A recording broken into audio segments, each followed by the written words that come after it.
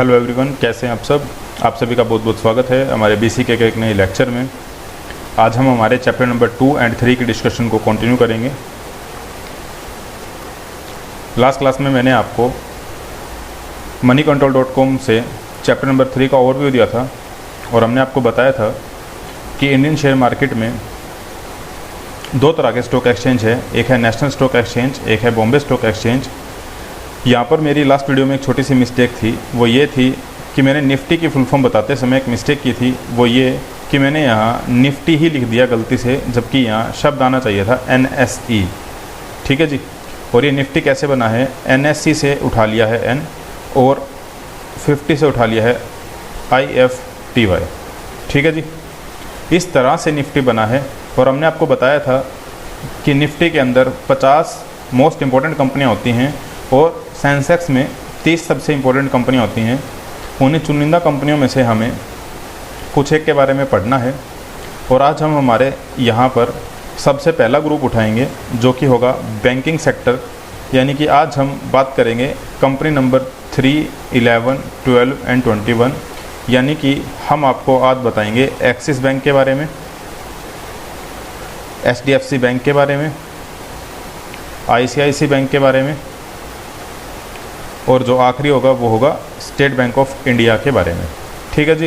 लेकिन ये डिस्कशन हम चैप्टर नंबर 2 की सहायता से कंटिन्यू करेंगे ताकि थोड़ा सा प्रैक्टिकल भी आपको अच्छे से समझ में आए। ठीक है जी।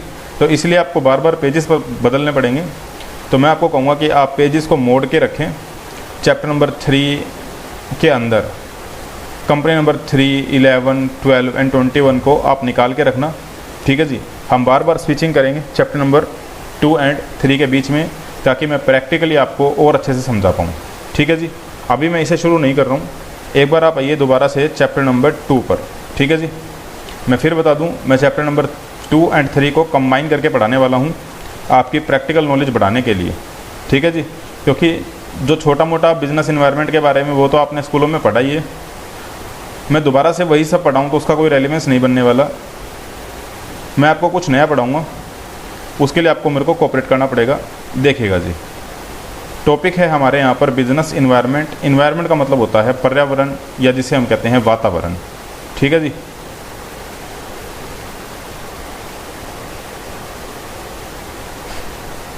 वातावरण का मतलब क्या है,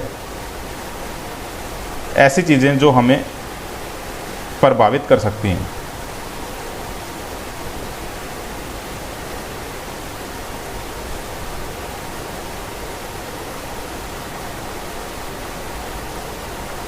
ठीक है जी। अभी सिर्फ किसकी बात कर रहे हैं, इन्वायरमेंट की। ठीक है जी। यानी ऐसी चीज़ें जो हमें प्रभावित कर सकती हैं।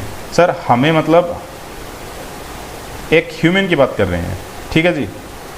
तो हमें क्या चीज़ प्रभावित करती है, हम कहेंगे सबसे पहली बात तो हमें हमारे घर वाले प्रभावित करते हैं। यानी हमारे जो घर का माहौल है उससे हमारे सारे के सारे एक्शंस कंट्रोल होते हैं। और इसके अलावा जो हम आउटसाइड होम जिन लोगों से मिलते हैं वो लोग हमें प्रभावित करते हैं। ठीक बात है जी। ऐसा होता है ना, यदि घर के अंदर अच्छा माहौल है तो आप खुश मूड लेके आते हैं तो बाहर भी सब अच्छा होता है। लेकिन यदि घर से ही कोई दिक्कत हो तो बाहर भी हम उतना अच्छा परफॉर्म नहीं कर पाते हैं।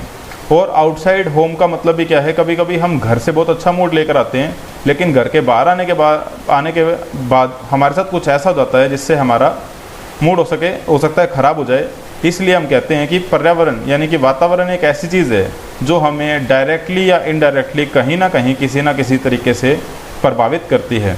तो सर बिजनेस इन्वायरमेंट क्या है, बिजनेस इन्वायरमेंट का मतलब क्या है, ऐसी चीज़ें जो बिजनेस पर प्रभाव डालती हैं उन्हें हम क्या कहते हैं, बिजनेस इन्वायरमेंट। इसका सबसे बड़ा रिसेंट एग्जांपल तो हमारे सामने अभी चल ही रहा है जिसको हम बोलते हैं कोरोना। ये बताइए, कोरोना वायरस की वजह से पूरे का पूरा बिजनेस उथल पुथल हो गया है। और इस दशा में हम कह सकते हैं कि कोरोना एक ऐसी चीज़ है जिससे बिजनेस पे प्रभाव पड़ रहा है। अब एक बात बताइए मुझे, जो कोरोना वायरस है क्या वो बिजनेस के अंदर की चीज़ है यानी कि घर की चीज़ है या बिजनेस से बाहर की चीज़ है? तो हम कहेंगे सर जो हमारे यहाँ पर कोरोना वायरस है वो किसी ने घर में तो बनाया नहीं है। चीन का नाम मत लेना, अभी तक ऐसा कुछ प्रूफ नहीं हुआ है कि चाइना ने वो वायरस घर बनाया है, ठीक है जी। और यदि बनाया भी है तो हम कौन होते हैं किसी पे उंगली उठाने वाले। हम तो एक बार ये मान के चलते हैं कि कोरोना वायरस कहाँ से आया है, बाहर से आया है। लेकिन मुद्दा ये नहीं है कि वो घर का है या बाहर का है, प्रॉब्लम तो ये है कि उसकी वजह से बिज़नेस चौपट हो गया है। तो हम इन्हीं चीज़ों के बारे में चैप्टर में जानेंगे कि किन किन चीज़ों की वजह से बिज़नेस में कभी कभी दिक्कतें भी आ जाती हैं और कभी कभी इस तरह की चीज़ें हमें फ़ायदा भी पहुँचाती हैं। सर, कोरोना वायरस की वजह से किसे फ़ायदा हुआ है? हम कहते हैं जी कोरोना वायरस की वजह से फ़ायदा हुआ है। एक सबसे बड़ा एग्जांपल आप उठा लीजिए, पेटीएम।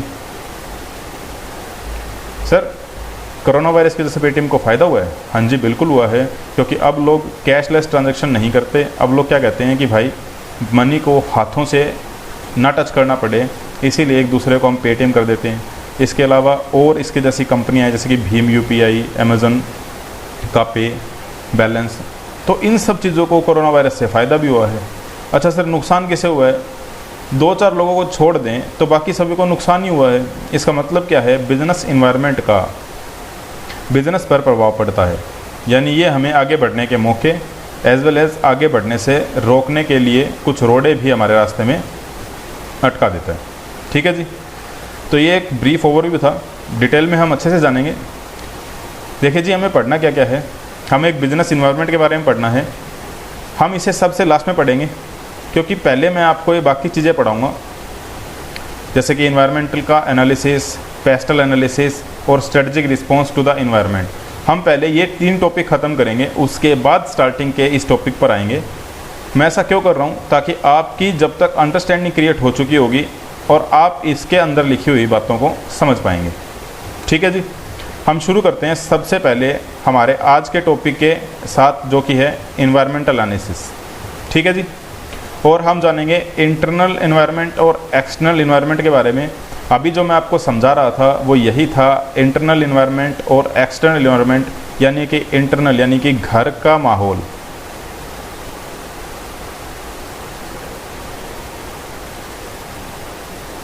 या फिर बाहर का माहौल, ये किसी ना किसी व्यक्ति पर प्रभाव डालता है, ठीक है जी।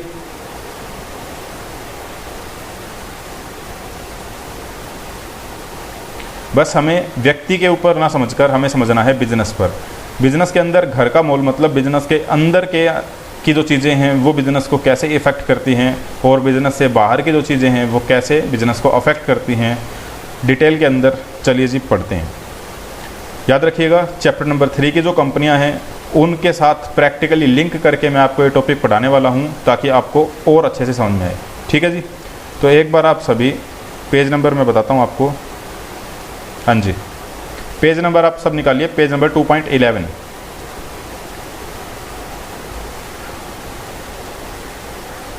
इससे पहले बचे हुए पेजेस को हम कब पढ़ेंगे? बाद में, ठीक है जी। देखते हैं जी। देखिए जी, हमारे यहाँ बिजनेस इन्वायरमेंट यानी कि बिजनेस को प्रभावित करने वाले जो इन्वायरमेंट है उसके 2 हिस्से हो सकते हैं। First one is internal environment, second one is external environment. External environment के फिर से 2 हिस्से हैं, micro environment and macro environment. Don't worry, पूरे टॉपिक या पूरे चैप्टर में इनके बारे में डिटेल डिस्कशन है। फिलहाल हम सिर्फ ओवरव्यू ले रहे हैं, यानी जितना मॉड्यूल में लिखा है उतना ही कवर करते हैं एक बार के लिए, ठीक है जी। इसके अंदर के जो ये पॉइंट्स हैं, organisations, customer, competitors, market, suppliers, intermediaries, इन सब के बारे में भी पढ़ेंगे। लेकिन डेफिनेशन देखते हैं, और ध्यान रखिएगा एग्जाम में डेफिनेशन ही पूछी जाएंगी। देखिए जी, इंटरनल इन्वायरमेंट क्या होता है?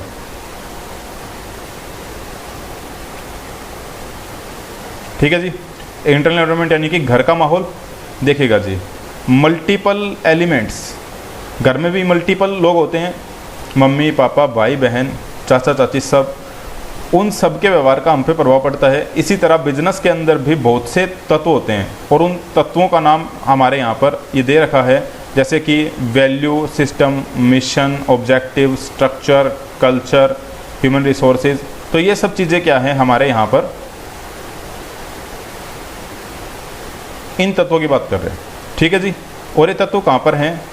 Existing within the organization, ये हमारे ही ऑर्गेनाइजेशन में है। यदि हम किसी और ऑर्गेनाइजेशन में जाएंगे तो उनके घर का माहौल अलग मिलेगा। सर ये बात तो हम भी जानते हैं कि हमारे घर का जो माहौल है वो हमारे दोस्त के घर में नहीं होता है, हमारे कुछ अलग कल्चर, कुछ रिवाज होते हैं, हमारे दोस्त के कुछ अलग होते हैं। इसीलिए इंटरनल एनवायरनमेंट का मतलब क्या है, जैसा हमारे घर का माहौल है। ठीक है जी, ठीक है जी। यहाँ आगे इन्होंने यही लिखा है कि कौन कौन सी चीज़ें हैं। ठीक है, अगली डेफिनेशन देखिए, बस अभी तक इतना ध्यान रखिए। इंटरनल एनवायरनमेंट का मतलब क्या है, मल्टीपल एलिमेंट्स है, लेकिन वो कहाँ पर हैं, हमारे बिजनेस के अंदर। ठीक है जी,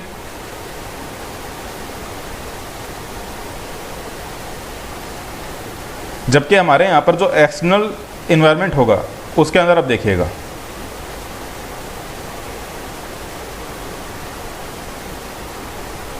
देखिए जी, इंस्टीट्यूट कहता है a business does not operate in vacuum, कि बिजनेस शून्य में काम नहीं करता है। बिल्कुल जी, कोई भी बिजनेस शून्य में काम नहीं कर सकता, मतलब कि वह कुछ ना कुछ चीज़ें अपने बिजनेस से बाहर आती भी हैं और बिजनेस से बाहर जाती भी हैं।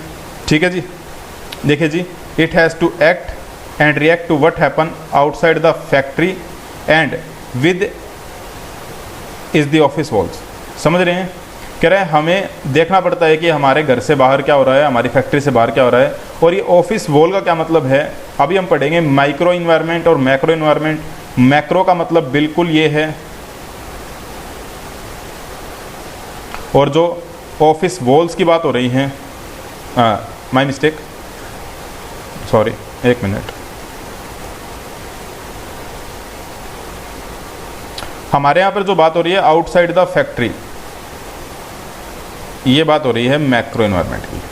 ठीक है जी, और ये जो ऑफिस वॉल है ना, मतलब ये ऑफिस के अंदर भी नहीं है, ऑफिस के बाहर भी नहीं है, ये सब किसकी है, माइक्रो एनवायरनमेंट। यानी आपने देखा भी होगा, आपने प्लस 2 में पढ़ा था कि मान लो ये हमारा बिजनेस है, तो ये जो है वो है इंटरनल एनवायरनमेंट, ये जो है वो है एक्सटर्नल एनवायरनमेंट।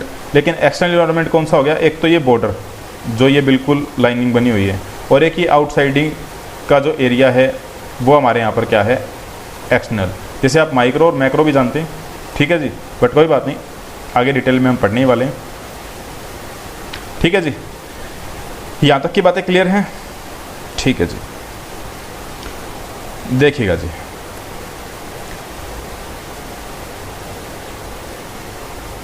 तो अभी तक हमने पढ़ा हमारे पास में जो इन्वायरमेंट है, एक है इंटरनल, एक है एक्सटर्नल।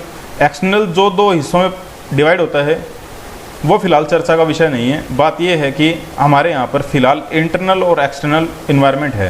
इंटरनल इन्वायरमेंट यानी कि घर का माहौल, और एक्सटर्नल यानी कि बाहर का माहौल। ठीक है जी, अब मैं आपको रियल लाइफ एग्जांपल से समझाऊंगा, बिल्कुल ही ग्राउंड लेवल से, ताकि आपको बातें समझ में आए। मुझे एक बात बताइए, घर का माहौल पहले इसे समझते हैं। ठीक है जी, मान लीजिए एक बंदा है जिसका नाम है राम, और एक दूसरा व्यक्ति है जिसका नाम है श्याम। ठीक है जी, दोनों ही सीए स्टूडेंट हैं।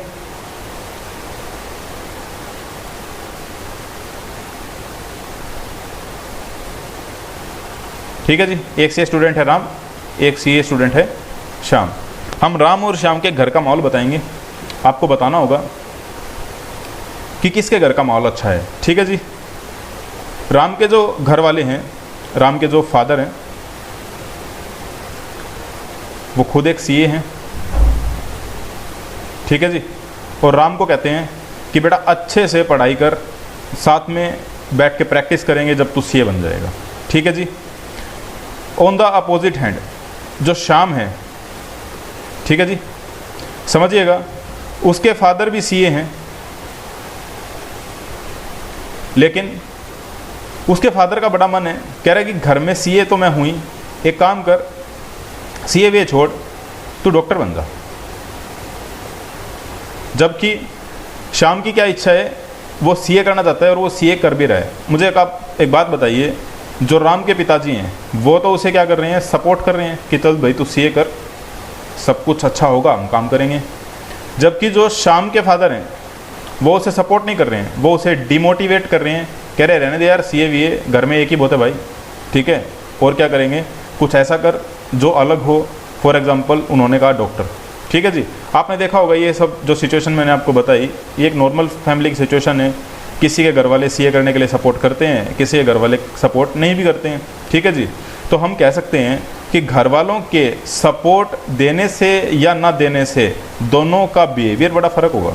मुझे एक बात बताइए, राम के अंदर जो जनरल बिहेवियर है वो ये होगा कि मैं फटाफट से सीए बनूं, अपने पिताजी का साथ दूं, जबकि शाम भी सीए बनना चाहता है और वो बनेगा, लेकिन उसके मन के अंदर एक विद्रोह की भावना रहेगी कि नहीं यार, मेरे घर वाले मेरा साथ नहीं दे रहे। वो सारा दिन हो सकता है बुझा बुझा रहे, या उसके अंदर एक अलग ही लेवल का जोश दिखे। समझ रहे हैं? इसका मतलब क्या है, हमारे घर का माहौल हमें आगे बढ़ाने के लिए सपोर्ट भी कर सकता है और हमें डिमोटिवेट भी कर सकता है। इसलिए हम कहते हैं कि जो हमारे पास में इंटरनल इन्वायरमेंट है वो हमें या तो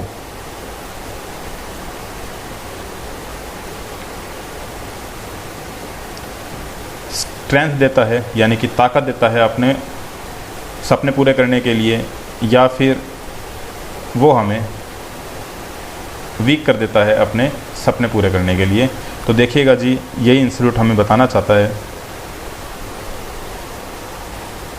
देखिए जी, स्ट्रेंथ के बारे में बता रहा है कि स्ट्रेंथ क्या है। Strength is an inherent capacity which an organization can use to gain strategic advantage over its competitor. यानी जो बिजनेस के अंदर कुछ ऐसी शक्ति है, इनहेरेंट कैपेसिटी है, अंदर से है, जो यूज़ करके ऑर्गेनाइजेशन क्या कर सकता है, अपने कॉम्पिटिटर से आगे बढ़ सकता है। इसे हम कह सकते हैं कि जो राम के फादर का सपोर्ट है, उस सपोर्ट की वजह से वो दूसरे सीए स्टूडेंट्स के मुकाबले ज़्यादा अच्छा परफॉर्म करके दिखा सकता है। ऑन द अदर हैंड, यदि हम बात करें वीकनेस की, weakness is an inherent limitation. देखिए, सब कुछ अंदर से रहे, समझ रहे हैं, ये भी इनहेरेंट है, यानी अंदर से ही ये ताकत आ रही है, या अंदर से ही ये वीकनेस इसको महसूस हो रही है। देखिएगा जी, ठीक है जी। Which creates a strategic disadvantage. आप कह सकते हैं कि हमारे यहाँ पर फादर का जो डिमोटिवेशन शाम ने फील किया है वो क्या है, एक तरह की वीकनेस। हम लिख भी लेते हैं, आप भी लिख लीजिए प्लीज़। जैसे कि हम यहाँ कह सकते हैं शाम के पिताजी का डिमोटिवेशन और यहाँ राम के पिताजी का सपोर्ट, ये एक तरह से क्या है, हमारे यहाँ पर स्ट्रेंथ है और वीकनेस है, ठीक है जी। इसी तरह बिजनेस के सामने बहुत सी स्ट्रेंथ आती है, बहुत सी वीकनेस आती है। अभी देखिए, मैं आपको सिर्फ जनरल समझाने के पॉइंट ऑफ व्यू से कह रहे हैं। अभी हम इतना डिटेल में जाएंगे इसके कि आप कहेंगे कि सर अब तो बहुत हो गया है, ठीक है। तो प्लीज़ एक बार समझ लीजिए स्ट्रेंथ क्या है, वीकनेस क्या है, फिर मैं आपको प्रैक्टिकल दुनिया में लेके चलूँगा चैप्टर नंबर 3 की सहायता से, ठीक है जी। और समझते हैं थोड़ा।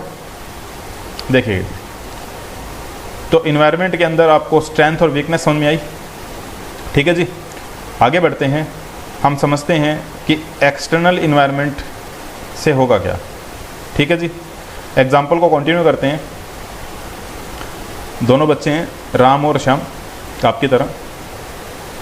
एक के पिताजी ने उसे पूरी ताकत दे रखी है, स्ट्रेंथ, कि बेटा कर, और दूसरे के पिताजी उसे डिमोटिवेट कर रहे हैं, कह रहे हैं नहीं जाने दें, ठीक है।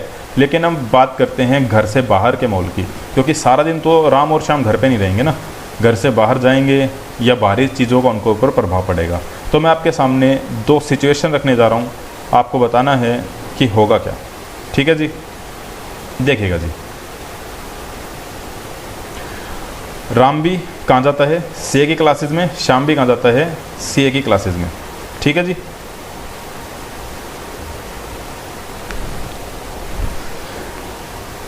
देखिए, ये है राम का ऑफिस, यानी जहाँ पर राम अपनी सीए की आर्टिकलशिप करता है, ठीक है। एक आपको बताएंगे श्याम के ऑफिस का माहौल, ठीक है जी, यानी जहाँ पर श्याम अपनी आर्टिकलशिप करता है। अब देखिए, राम चाहता तो अपने पिताजी के साथ आर्टिकलशिप कर सकता था, लेकिन उसके पिताजी ने क्या कहा कि नहीं भाई, तू बाहर जा, अच्छे से मेरे पास रहेगा तो बाप बेटे वाला रिलेशन आता रहेगा, इसीलिए तू आर्टिकलशिप कहाँ पर करके आ, बाहर करके आ। तो उसने दूसरी जगह आर्टिकलशिप ली और शाम ने भी कहीं ना कहीं आर्टिकलशिप अपनी ले ली। ठीक है जी। अब देखिएगा हुआ क्या, राम का जो ऑफिस है, उनके जो सीए साहब हैं वो बड़े ही बिजी तथा स्ट्रिक्ट टाइप के हैं। वैसे बिजी तो हर सी है, डोंट वरी, आप ये मान के चलिए बस वो स्ट्रिक्ट है। एक दिन राम आ रहा था क्लासेस से, सर ने बुलाया, बोला कहाँ से आया राम? उसने कहा सर कोचिंग क्लास से जाकर आया हूँ। तो सर ने कहा, एक मिनट, सर ने कहा आपका जो ऑफिस टाइमिंग है वो है 9:30 AM टू 8:30 PM। ठीक है जी, मुझे इस टाइम के दौरान आप ऑफिस में जाइए, मैं नहीं चाहता कि आप ऑफिस टाइम के अंदर क्लास लगाने जाएं। ठीक बात है जी। दूसरी तरफ शाम का ऑफिस है, उनका जो सीए है वो इतना स्ट्रिक्ट नहीं है। ठीक है जी, उन्होंने कहा आपका जो ऑफिस टाइमिंग है वो है सपोज 11 to 5, आप ऑफिस में आइए, अच्छे से काम कीजिए, लेकिन आप क्या कीजिए, इससे पहले अपनी क्लासेस वगैरह लेना चाहें तो आप उसे पढ़िए। मुझे एक बात बताइए, राम के पिताजी का पूरा सपोर्ट होते हुए भी एक बाहरी इंसान, यानी कि जो एक सीए है जिसके पास वो काम सीख रहा है, उन्होंने एक बैरियर क्रिएट कर दिया। राम के पास इतना सपोर्ट होते हुए भी वो कुछ नहीं कर पाएगा। क्यों नहीं कर पाएगा? क्योंकि उसके सामने एक बैरियर है, वो ये कि वो क्लासेस ज्वाइन ही नहीं कर सकता, वो अपनी स्टडी कर ही नहीं सकता है। जबकि शाम के पास एक बहुत अच्छा अपॉर्चुनिटी है, वो ये है कि चाहे उसके पिताजी उसको सपोर्ट ना करते हो, लेकिन उनके सीए ने उन्हें सपोर्ट किया कि बेटा तू एक काम कर, तू 11 से 5 ऑफिस आ रहा है, कोई बात नहीं, यदि बीच में कोई और भी प्रॉब्लम है तो बताना, हम तेरे साथ सपोर्ट करेंगे। तो इससे दो बातें क्लियर हुई कि राम के पास में स्ट्रेंथ होते हुए भी वो कुछ नहीं कर पाएगा एज़ कम्पेयर टू शाम। क्यों? क्योंकि उसके पास में जो एक्सटर्नल इन्वायरमेंट था, यानी कि जो घर से बाहर का माहौल था, उसके पास में एक थ्रेट है। थ्रेट यानी कि खतरा। खतरा क्या है कि सब कुछ होते हुए भी उसके पास में टाइम की प्रॉब्लम आ रही है कि जब 9:30 से लेके 8:30 तक ऑफिस में बैठना ही पड़ेगा, तो आप अपनी स्टडी कब करेंगे? ऑन द कॉन्ट्रेरी शाम के पास में एक अपॉर्चुनिटी है। एक अपॉर्चुनिटी क्या है? वो ये कि चाहे आपके घर वाले आपके खिलाफ हों, अब वो सीए ना करवाना चाह रहे हों, लेकिन आपके ऑफिस का माहौल ऐसा है जो आपको आगे बढ़ने के लिए प्रेरित करता है। ठीक है जी, देखिए जी,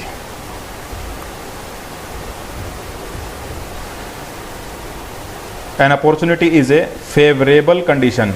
इंपॉर्टेंट मार्क कीजिएगा, फेवरेबल कंडीशन, यानी कि हमारे पक्ष में जो बातें हैं उन्हें हम क्या कहते हैं? अपॉर्चुनिटी। फॉर एग्जांपल आप लिखिए, ऑफिस की जो टाइमिंग है वो कितनी है? 11 से 5:30, और उसके बीच में भी आप यदि बीच में आना जाना चाहें तो आपका सी आपको अलाउ करेगा। ठीक है जी।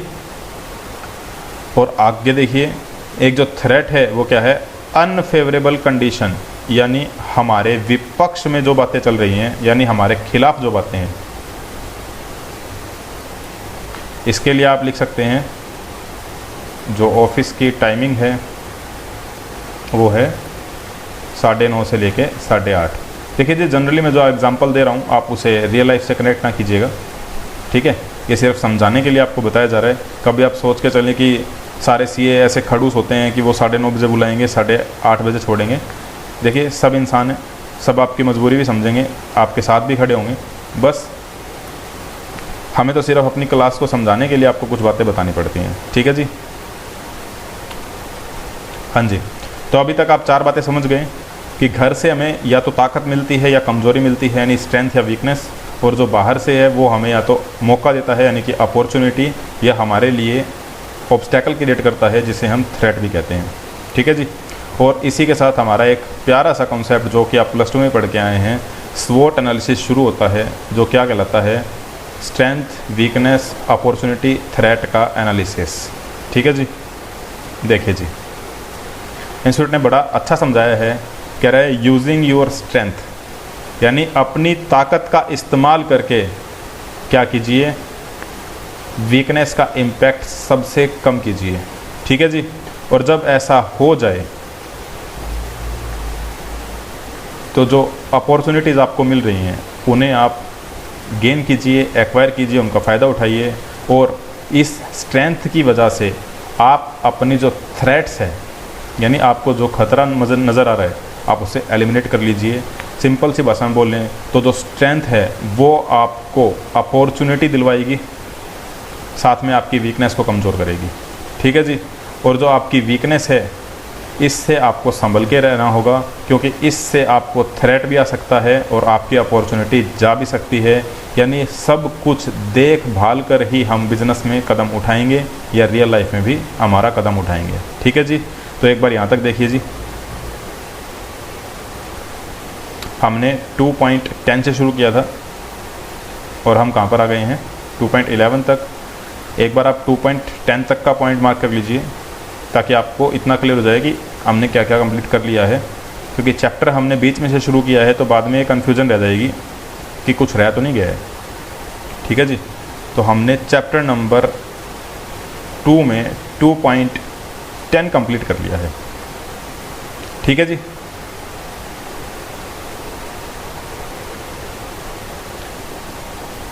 अब हम हमारे चैप्टर नंबर 3 पर आते हैं और जितना मैंने समझाया है उसी से मैं आपको ये सब क्लियर करता हूँ कि स्वॉट एनालिसिस रियल लाइफ में भी चलता है या नहीं चलता है। ठीक है जी। देखिएगा जी, चैप्टर नंबर 3 में टारगेट है हमारा, सबसे पहले है एक्सिस बैंक लिमिटेड, फिर हम जानेंगे एचडीएफसी बैंक के बारे में, फिर हम जानेंगे आईसीआईसी के बारे में और फिर जानेंगे एसबीआई। जो जो कंपनियाँ होती जाएँ आप उसे मार्क करते रहना। ठीक है जी। और आप इसी ग्रुप में इन्हें पढ़ेंगे ताकि आपको बाद में भी प्रॉब्लम क्रिएट ना हो। एग्ज़ाम टाइमिंग में मैं टिक लगा लेता हूँ कि आज हमने कौन सा टॉपिक उठाया है, बैंकिंग कंपनी का। ठीक है जी। आप सभी आ जाइए एक्सिस बैंक पर।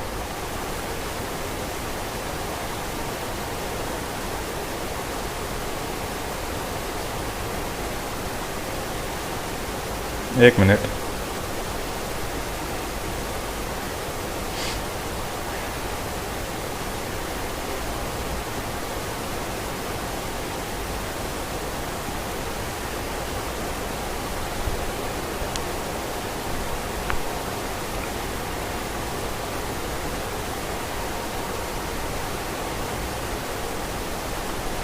देखिए जी, एक्सिस बैंक के बारे में जानना है, हम इसे चैप्टर 2 के साथ लिंक करके पढ़ेंगे।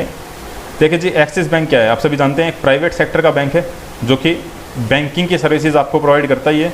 और आपको पता है कि बैंक होता क्या है, बैंक मेजरली 2 फंक्शन परफॉर्म करता है।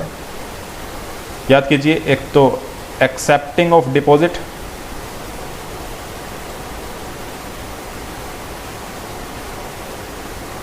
और दूसरा होता है इनका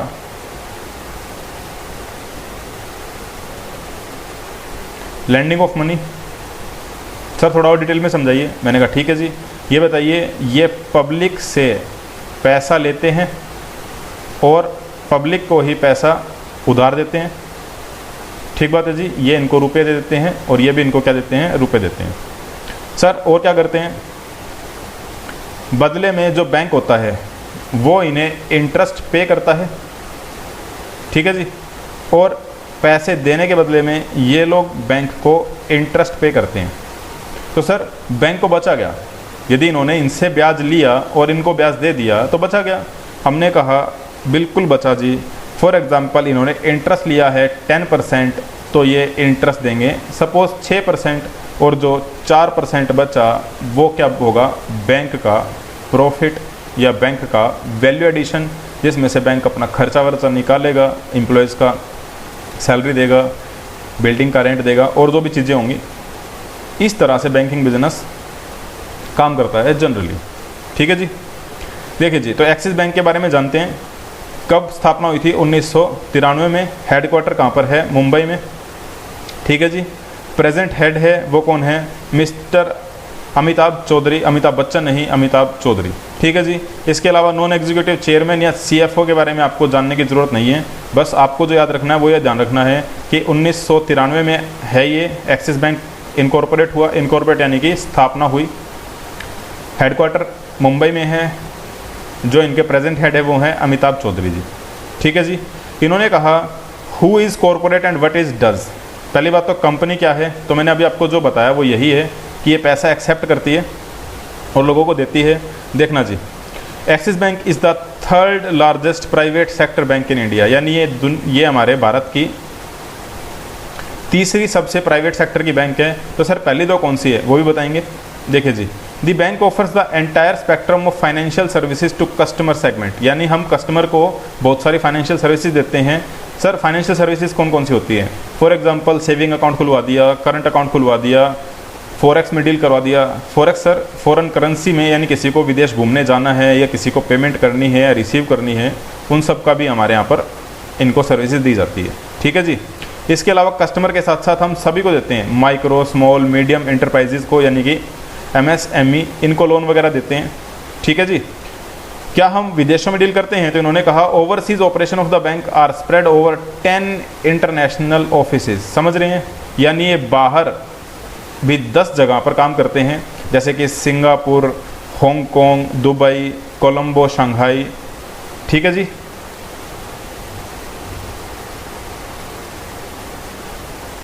देखिए जी, कंपनी की हिस्ट्री है ये। सबसे पहली बात, एक नई जनरेशन का प्राइवेट बैंक है।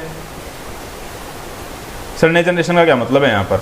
यानी जो आप पुराने टाइप के सरकारी बैंकों में देखते हैं, फॉर एग्जांपल उदाहरण लेते हैं SBI का, तो आजकल व्हाट्सअप वगैरह पे भी काफ़ी चुटकुले फॉरवर्ड होते हैं कि वो लंच टाइम के अंदर ही रह जाते हैं। तो ये क्या है, एक मॉडर्न तरह का प्राइवेट सेक्टर बैंक है जहाँ पर आपको इस तरह की चीज़ें नहीं देखने को मिलेंगी। काफ़ी प्रोफेशनल लोग हैं ये लोग। ठीक है जी। देखिए जी, कह रहे बैंक ने जो काम शुरू किया था वो कब किया था? 1994 में। लेकिन जो बैंक है वो 1993 में आ गया था। क्यों?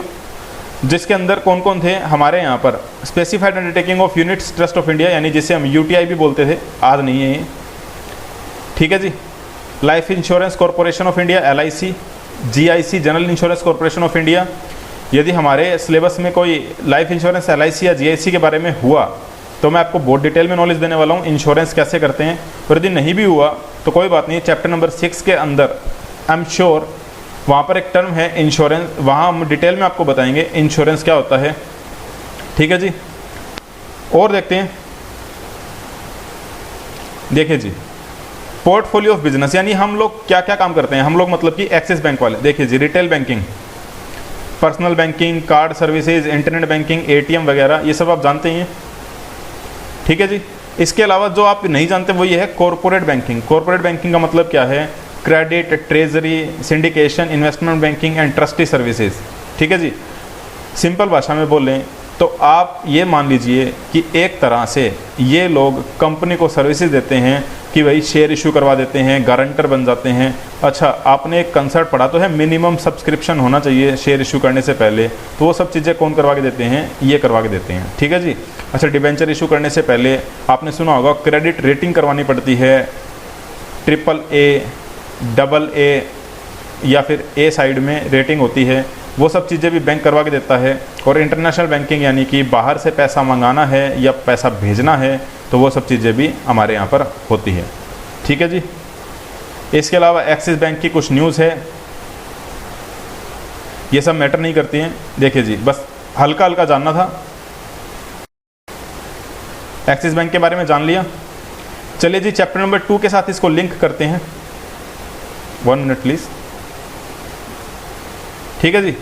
मैं सिर्फ आपको उतना ही पढ़ा रहा हूँ जितना इंस्टीट्यूट के मॉड्यूल में लिखा है, क्योंकि इससे ज़्यादा जानने की ज़रूरत हमें नहीं है, क्योंकि 20-20, 25-25 कंपनियां हैं, किस किस का याद करेंगे।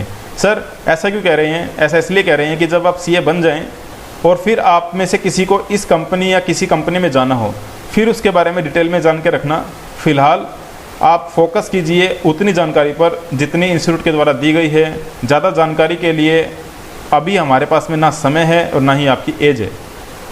ठीक है जी। देखिए जी,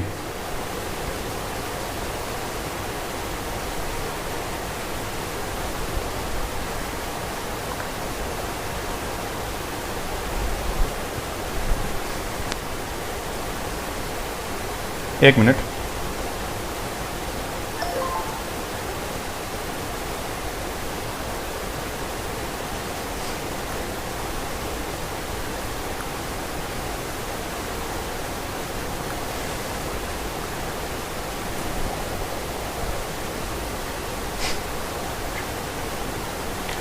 हमने moneycontrol.com में एक्सिस बैंक का स्वॉट एनालिसिस निकाला है।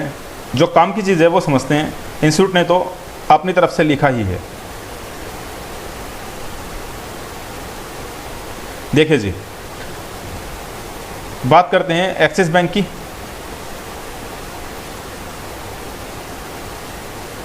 देखिए जी, एक्सिस बैंक लिमिटेड का BSE या NSE पे जो भाव चल रहा है वो चल रहा है 337 रुपये। 20 रुपये आज इसकी वैल्यू टूट गई है यहाँ पर। NSE पर भी यही हाल है, 336 रुपये चल रहा है और 20 रुपये वैल्यू टूट गई है। ऐसा क्यों हुआ? अब देखिए, हमारे यहाँ पर एक्सिस बैंक की स्ट्रेंथ, वीकनेस, अपॉर्चुनिटी और थ्रेट दिखा रखी है। और एक चीज़ ध्यान रखिएगा, जो हमारी स्ट्रेंथ है वो दूसरों के लिए थ्रेट या अपॉर्चुनिटीज़ क्रिएट करेगी, और जो हमारी वीकनेस है वो भी दूसरों के लिए अपॉर्चुनिटीज़ या थ्रेट क्रिएट करेंगी। देखिए जी, एक्सिस बैंक की स्ट्रेंथ क्या है? सबसे पहला, raising net cash flow and cash operating activity, यानी हमारे यहाँ पर पैसा बहुत है, समझ रहे हैं, कैश की कोई प्रॉब्लम नहीं है। दूसरा पॉइंट देखिए, बुक वैल्यू पर share improving for last 2 year. मैं बताता हूँ बुक वैल्यू क्या होती है आपको, यानी इनकी बुक वैल्यू है वो बढ़ती ही जा रही है।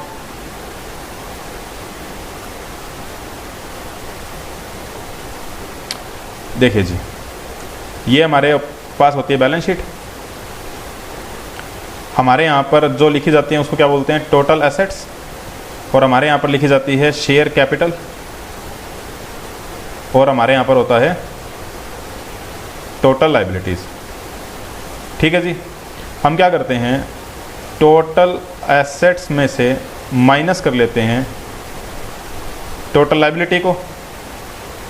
ठीक है जी, और शेयर कैपिटल में भी 2 होती है, एक तो होती है इक्विटी शेयर, एक होता है प्रेफरेंस शेयर। तो जो आया है इसे हमारे यहाँ पर बोला जाता है नेट एसेट्स। इसमें से माइनस कर लेते हैं प्रेफरेंस शेयर कैपिटल, तो जो बचेगा वो बचेगा इक्विटी वालों के लिए, तो उसे कहते हैं net assets for equity share holder. Example की सहायता से देखते हैं। फॉर एग्जाम्पल, टोटल एसेट्स हैं 1000 की, आउटसाइड लाइबिलिटी है मान लीजिए 200, तो एसेट्स हैं इक्विटी और प्रेफरेंस की 800। हमने का प्रेफरेंस वालों को ले दे के बचते हैं 500, तो इक्विटी वालों का कितना है? 300 रुपये हैं। हम कहते हैं इसे डिवाइड कर लीजिए नंबर ऑफ शेयर से। सपोज हमारे यहाँ पर नंबर ऑफ शेयर हैं 100, तो हम कहेंगे बुक वैल्यू पर शेयर, यानी एक शेयर में किताबों के हिसाब से कितने रुपए है? 3 रुपये। तो ये जो वैल्यू है एक्सिस बैंक की लगातार 2 सालों से बढ़ रही है। इसका मतलब क्या है? बहुत अच्छी बात है, कंपनी अच्छा अर्न कर रही है, इसीलिए उसकी बुक वैल्यू बढ़ती जा रही है। ठीक है जी, अगला पॉइंट देखिए, increasing revenue every quarter for the past 4 quarter, यानी हमारे यहाँ पर जो सेल है, रिवेन्यू यानी जो ब्याज वगैरह की इनकम है वो बढ़ रही है। और कंपनी विद 0 प्रमोटर प्लेज, यानी हमारे यहाँ पर कंपनी किसी प्रमोटर के प्लेज में नहीं है, यानी कि किसी प्रवर्तक का हमारे ऊपर कोई एहसान नहीं है। ये लास्ट वाला पॉइंट ना भी समझ में आया हो तो कोई बात नहीं, आप 3 पॉइंट समझिए। बात करते हैं वीकनेस पर, यानी एक्सिस बैंक की क्या वीकनेस है।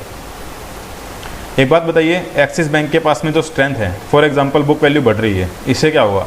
शेयर मार्केट में इनकी शेयर की अच्छी वैल्यू मिलेगी। ठीक है जी, और होगा क्या?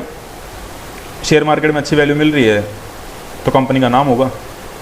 ठीक है जी, इन्वेस्टर को अच्छा लगेगा, इन्वेस्टर के अच्छे पैसे मिलेंगे शेयर बेचने से। इसके अलावा कैश फ्लो बढ़ रहा है तो लोग अच्छे से इन्वेस्ट कर पाएंगे। ठीक है जी, और यदि हमारे पास भी, यानी कि एक्सिस बैंक के पास में कोई लोन मांगने के लिए आए तो हम उसे दे पाएंगे। लेकिन एक्सिस बैंक के पास कुछ वीकनेस है। वो वीकनेस क्या है? नेगेटिव ब्रेकडाउन थर्ड सपोर्ट, यानी कुछ लोग हमें सपोर्ट नहीं करते हैं, नेगेटिव ब्रेकडाउन है। चलिए जी, छोड़िए इस बात को, नेगेटिव ब्रेकडाउन को अभी हम डिस्कस नहीं करेंगे। ठीक है जी, वो चीज़ें पढ़ते हैं जो हमें अच्छे से समझ में आती है, क्योंकि देखिए ये सब चीज़ें फाइनेंशियल मैनेजमेंट एक टॉपिक आएगा आपके पास में IPCC में और CA फाइनल में, वहाँ सब चीज़ें सिखाई जाएंगी आपको। नेगेटिव ब्रेकडाउन थर्ड सपोर्ट क्या होता है, अभी ये सब चीज़ें सिखाने बैठेंगे तो फिर वही 40 नंबर के साथ न्याय नहीं हो पाएगा। ठीक है जी, देखिए जी, पॉइंट है वीकनेस क्या है?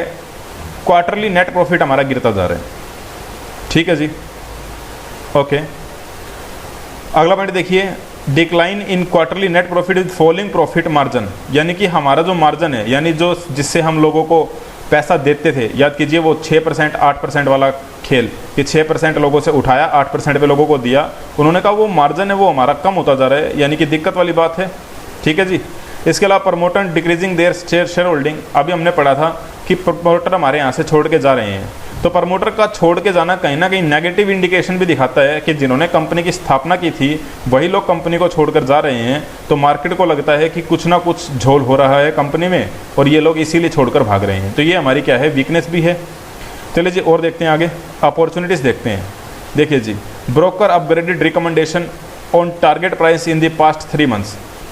हमारे पास में अपॉर्चुनिटी क्या है कि जो ब्रोकर है वो हमें क्या कहते हैं कि हम उसका टारगेट प्राइस बढ़ा देंगे। सर टारगेट प्राइस का क्या मतलब होता है, मैं आपको समझाता हूँ।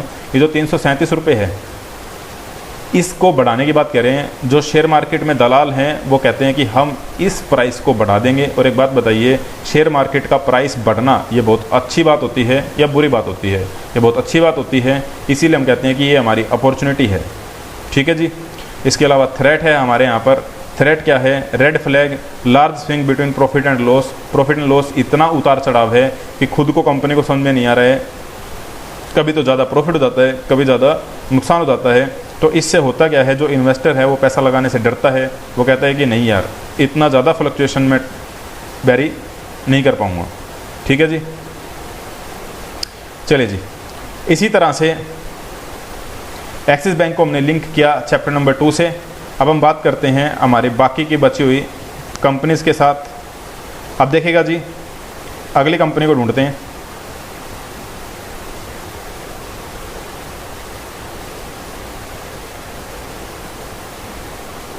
एक मिनट। हाँ जी, अगली कंपनी है HDFC बैंक। ये भी प्राइवेट सेक्टर का बैंक है। देखिए जी, जो याद करना है 1994 में आया। ठीक है जी। हेडक्वार्टर कहाँ पर है, इनका भी मुंबई में है, और जो इनके चेयरमैन हैं वो हैं दीपक एस पारेख। ठीक है जी। इससे ज़्यादा आपको नहीं जानना है यहाँ पर। इन्होंने कहा कंपनी इंट्रोडक्शन क्यों हुई, who is corporate and what is does, ये सब वही है जो उन्होंने पहले लिखा है। कंपनी की हिस्ट्री पढ़ेंगे। ठीक है जी। लेकिन इनकी जो फिलोसफी है वो समझिए। देखिए अभी जो हम पढ़ के आए उसमें एक चीज़ की कमी थी, एक मिशन की। उनका एक टारगेट है नहीं है, जबकि इनका एक टारगेट है to be a world class Indian bank. समझ रहे हैं कितना ज़बरदस्त मोटो है इनका, या कितना ज़बरदस्त मिशन है इनका कि ये वर्ल्ड क्लास लेवल का बैंक बनना चाहते हैं। जबकि वो लोग क्या कह रहे थे, हम सिर्फ इंडिया में बात करेंगे। ठीक है जी। जो खास चीज़ है HDFC बैंक में वो यही है, इनकी फ़िलोसफी, इनके काम करने का तरीका, ये सब चीज़ें आप पढ़ेंगे। साथ में है एक्सिस बैंक, ICICI बैंक, इसको भी एक बार देखते हैं। देखिए जी, कब आया, 1994 में। आप समझ पा रहे होंगे कि मैंने एक ग्रुप क्यों बनाया है, क्योंकि जब हम बैंकिंग की बात करेंगे ना तो सिर्फ आपको नाम याद रखना है, आपका आधे से ज़्यादा डाटा तो सेम ही रहेगा। बस हो सकता है ईयर ऑफ इनकॉर्पोरेशन चेंज हो जाए और चेयरमैन वगैरह तो चेंज होने ही हैं। ठीक है जी। लेकिन जो बाकी की बातें हैं वो ऑलमोस्ट सेम होंगी, एक्सेप्ट एक या दो चीज़ों को, जैसे कि HDFC वालों का मोटो चेंज है, वो अलग ही लेवल में है। वो कहते हैं कि हम क्या बनना चाहते हैं, वर्ल्ड क्लास बैंक बनना चाहते हैं। ठीक है जी। तो ICICI बैंक का देखिए 1994 में आया है, मुंबई में है। देखिए अभी तक तीनों बैंक मुंबई में हैं। ठीक है जी। और जो चेयरमैन हैं वो हैं गिरीश चंद्र चतुर्वेदी। ठीक है जी। कंपनी क्यों आई है, कंपनी की हिस्ट्री क्या है, ऑलमोस्ट लगभग सेम मिलेगी। लेकिन आप देखिए फिलोसफी देखिए, to be the leading provider of financial services in India and major global bank. इनका विजन, इनका मिशन अलग ही लेवल पर है। वो कहते हैं HDFC वाले कि हम दुनिया में सबसे अच्छा बनेंगे, वर्ल्ड का बैंक बनेंगे। लेकिन ये क्या कहना चाह रहे हैं, हम अच्छा तो बनेंगे लेकिन फाइनेंशियल सर्विसेज लेने लोग हमारे पास ही आएंगे। यानी इनका मुख्य उद्देश्य किसके ऊपर है, कॉरपोरेट सेक्टर के ऊपर। ठीक है जी। और आप कभी भी नोटिस करना, बड़ी बड़ी जो कंपनियां हैं उनके जो बैंक हैं, बैंक अकाउंट्स हैं, वो कहाँ पर पाए जाते हैं, मेजरली प्राइवेट सेक्टर बैंक में, जैसे कि ICICI बैंक, HDFC बैंक। क्यों? क्योंकि ये लोग कॉरपोरेट लेवल की सर्विसेज देने के लिए इतने प्रतिबद्ध हैं कि कोई भी सरकारी बैंक जनरली वो सब चीज़ें नहीं करता जो ये लोग कर देते हैं। फॉर एग्जांपल ईजी लोन मिल जाता है, ज़्यादा सवाल जवाब नहीं होते। आप मेरी बात समझ पा रहे हैं?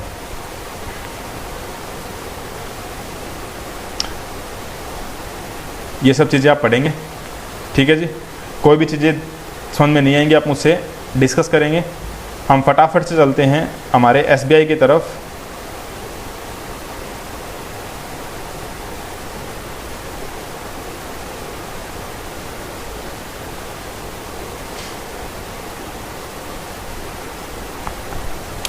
देखिए जी, स्टेट बैंक ऑफ इंडिया कब बना था? 1806 में।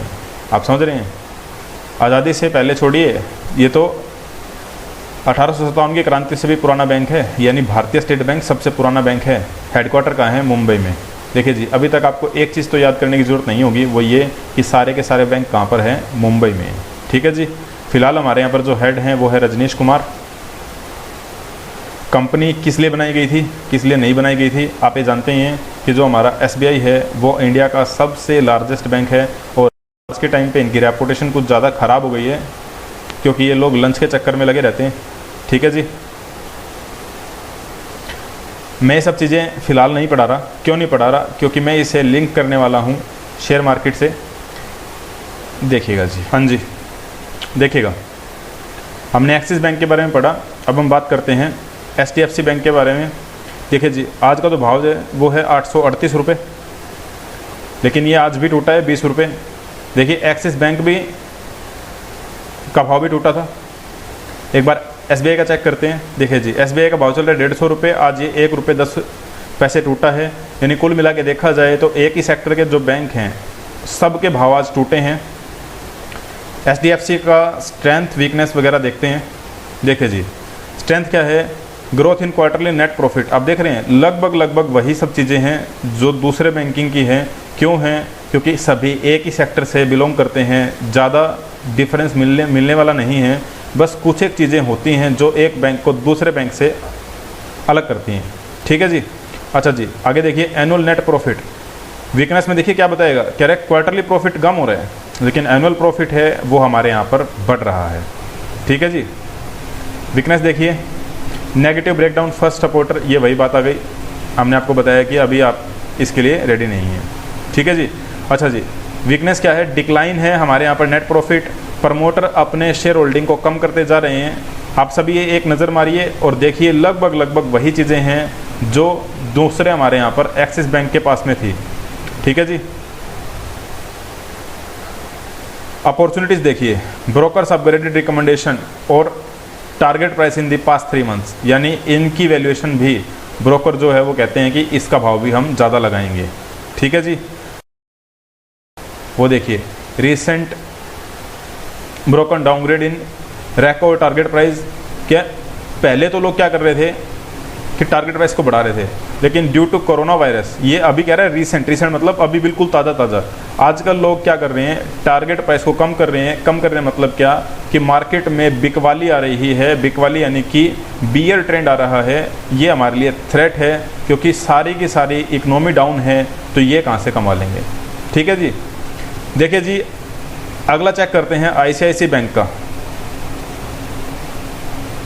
और इनका भाव भी देखिए कम हुआ है, 291 रुपये पर आ गए हैं।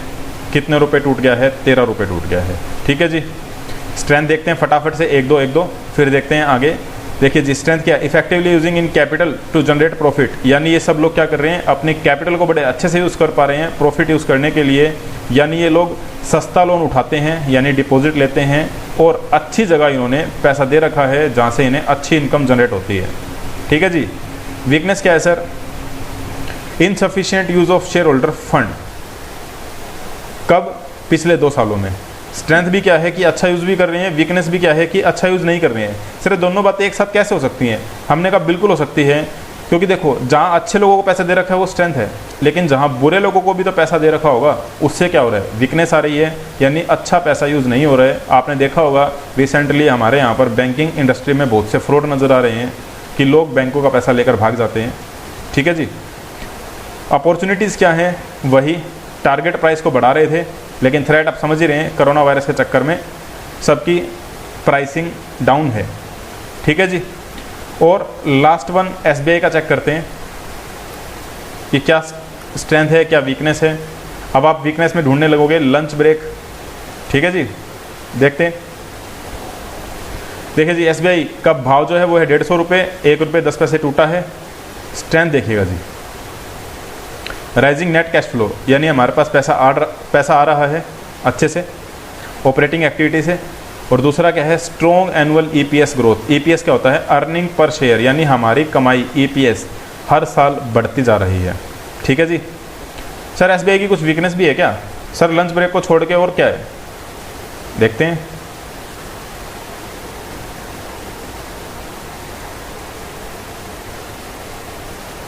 देखिए जी, ये मेन वीकनेस है कंपनीज विद हाई डेट, यानी हमारे यहाँ पर जो कंपनीज हैं उनके ऊपर बड़ा भयंकर लेवल का कर्जा है हमारे यहाँ पर। ठीक है जी। और एक वीकनेस और भी है, कंपनीज विद इंक्रीजिंग डेट। पहली बात तो जिन कंपनियों को लोन वगैरह दे रखा है उनके ऊपर बहुत कर्जा है, और दूसरा उन कंपनियों का कर्जा बढ़ता ही जा रहा है। यानी कि हमारी जो वीकनेस है वो ये कि हम लोगों को पैसा दे तो रहे हैं लेकिन रिकवरी के चांस नज़र नहीं आ रहे हैं। ठीक है जी। और एक चीज़ और है, नियर 52 वीक लो। इसका मतलब आप समझिए वो ये कि 52 वीक यानी लगभग 1 साल के सबसे कमज़ोर भाव पर एसबीआई का शेयर बिक रहा है, यानी जो 150 रुपये चल रहा है, यानी ये सबसे कम भाव पे चल रहा है। आप समझ रहे हैं जी। अपॉर्चुनिटीज़ क्या है, देखिए पहला पॉइंट आप छोड़ दीजिए। हाँ जी, पॉइंट नंबर 2 समझिए, decrease in provision recent result, यानी पहले लोग क्या करते थे, प्रोविजन बनाते थे, प्रोविजन फॉर बैड डेट्स। जितना लोन देते थे उतना ही प्रोविजन बना के खड़े हो गए, कह रहे सर क्या आने की संभावना है, कह रहे कुछ आने की संभावना नहीं है। लेकिन अब हुआ क्या है, ड्यू टू आरबीआई की गाइडलाइन या फिर कुछ और चीज़ों की वजह से इन्हें लगता है कि अब हमारा पैसा नहीं डूबेगा, प्रोविज़न डिक्रीज़ कर दिया है, तो ये एक अच्छी बात है। ठीक है जी। देखिए जी, थ्रेट क्या है, वो ये है आरएसए इंडिकेटिंग प्राइस वीकनेस, यानी इन्हें ये लग रहा है कि जो इनका शेयर मार्केट में भाव है वो बड़ा ही कमज़ोर चल रहा है। ठीक है जी। तो हमने चैप्टर नंबर 2 के साथ लिंक करके ये सब चीज़ें देखी हैं। मैं मानता हूँ कि आपको एग्ज़ाम के लिए इतनी डिटेल नॉलेज की ज़रूरत नहीं है, पर फिर भी मैंने आपको लास्ट क्लास में बोला था यदि आपके पास में नॉलेज होगी तो आप आगे बढ़। ठीक है जी। तो इसी के साथ आज के लिए इतना ही, टाटा बाय बाय। आप ये बैंकिंग सेक्टर वाला पूरा पढ़ के आइएगा, हम नेक्स्ट क्लास में अपने डिस्कशन को कंटिन्यू करेंगे।